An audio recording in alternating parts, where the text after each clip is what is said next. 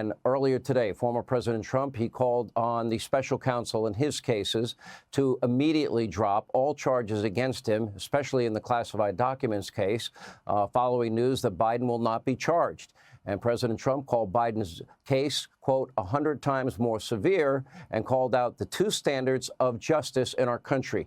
Here now with reaction is Trump legal spokesperson Alina Habba. Legally speaking, the question I was just asking Greg Jarrett, and by the way, thank you for joining us, Alina. The question I was asking him, now that this is their standard, that you can willfully retain and handle classified documents and not be punished for it, does that open up a legal window for you and your legal team to go in and say, you know, we need equal application of our laws here? Absolutely. I think the one thing that we learned today from Special Counsel Hur is that there is, in fact, and not that we didn't know it, Sean, two systems of justice. One if you're a Republican, one if you're a Democrat. We've seen it time and time again. You've spoken of it.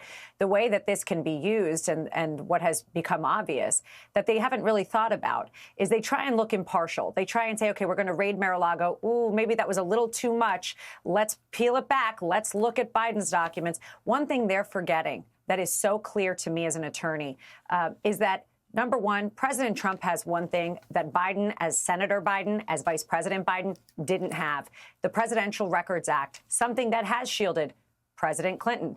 So when you're looking at this dual system of justice, they're going to have to face the music when we're in court. They're going to have to answer questions.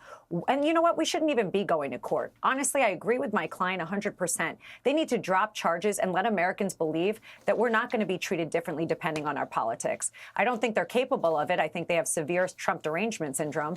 But, you know, it's very obvious what's happening here. But I do want to thank Special Counsel Hur for making it very clear to the American public that this man can't even remember when his son was passed. And more importantly, Sean, did you see what he said today in the press conference? He doubled down on it and said, I didn't think I needed to answer that question. Well, that's another problem that we haven't spoken about. You're sitting in an investigation. You have an obligation to answer truthfully and honestly. Today was just mind-boggling. They absolutely should drop the charges. We shouldn't even have to go as far as to defend it. And then he went for, then right there, he had a memory lapse. I wear this every day, my son's rosary from Our Lady of no answer. He didn't finish it. Then he said, you know, General al-Sisi of Egypt was from Mexico. On top of what else has happened this week? He couldn't remember the name Hamas, Francois Mitterrand, Helmut Kohl of Germany when it was Angela Merkel. I just don't know how many of these moments he can keep having when people stay in denial. And for the record, Alina, I faced a lot of criticism when I was probably one of the first people out there to point this out on a regular basis. And, you know, how did I get paid back in return? They tried to compare me to Joe. Well, even Sean Hannity once got mixed up the names of Matt Gaetz and Jason Chaffetz. No, I don't have this problem.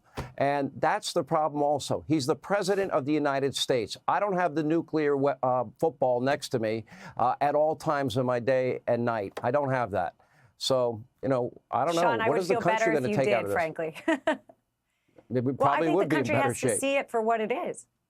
Yeah, we would. Listen, they hit you, they hit me, they hit anybody that stands with what's right and the Constitution, stands with the moral compass and the boundaries that we used to have as an America. We don't have them anymore. They fear what they are. They know that President Trump is the right person. They know that we have a candidate that's fighting him that can't even spell Bob backwards. And we're sitting here trying to deal with and reconcile how we're safe as a country. Well, we're not, which is why they're making fun of us all around the world, which is why we're seeing what's happening with our borders. And it's complete election interference. It's completely because they have to lie, cheat, and steal in order to win in November. If we don't stop as a country, if we don't wake up and say, this is a man who just frankly can't do it. And by the way, if he can't do it, who are we stuck with? Kamala? Oh, boy, we are in trouble. So as a country, like Alan said, and I love Alan Dershowitz because he is a Democrat, but he sees it for what it is. We are in trouble. We got to get behind Trump right now if we want our country back. And that's the truth. Well, certainly this election is going to take on a whole new significance, I think, starting tomorrow, and we'll see what happens. I think we all know that if Donald Trump had these moments, the media coverage would be far different. And that's just the double standard that we have. Alina Habba, great to have you. Thank you so much. Hey, Sean Hannity here. Hey, click here to subscribe to Fox News YouTube page and catch our hottest interviews and most compelling analysis. You will not get it anywhere else.